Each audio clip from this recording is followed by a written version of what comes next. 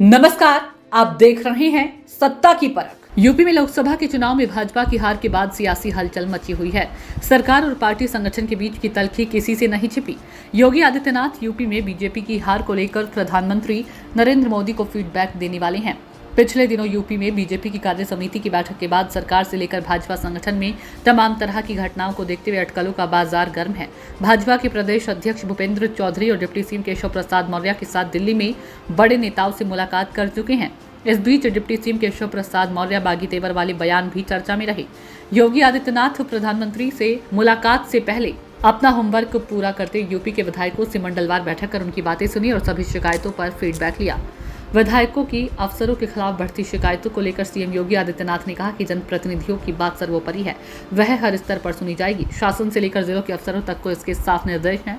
लोकसभा चुनाव में हार के बाद लगातार प्रदेश नेतृत्व वाले सवालों के घेरे में है।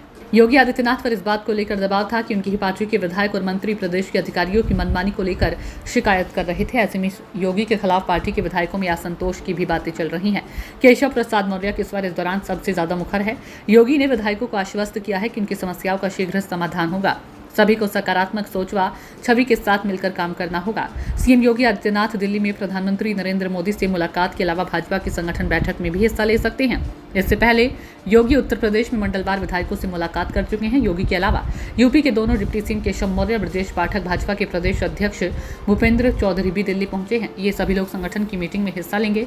इन सारी कड़ियों को जोड़ने के बाद ऐसे कयास लगने तेज हो गए हैं कि लोकसभा में हार के बाद बीजेपी सरकार में सब कुछ ठीक नहीं चल रहा है और जल्द ही कोई बड़ा फैसला भी आ सकता है।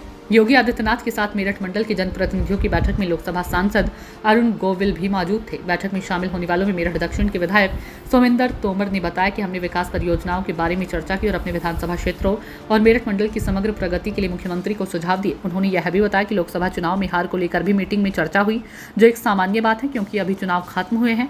योगी आदित्यनाथ ने विधान परिषद सदस्यों को सुझाव दिया कि जिन विधानसभाओं में भाजपा के विधायक नहीं है, आप अपनी सक्रियता व फोकस को वहां बढ़ाएं, वहां के स्थानीय जनप्रतिनिधि की तरह काम करें और अपनी विकास निधि का भी वहां के विकास कार्यों में लगाएं। इससे आपकी छवि भी अच्छी बनेगी, जनता को भी लाभ होगा व पार्टी को भी इसका राजनीतिक फायदा मिलेगा।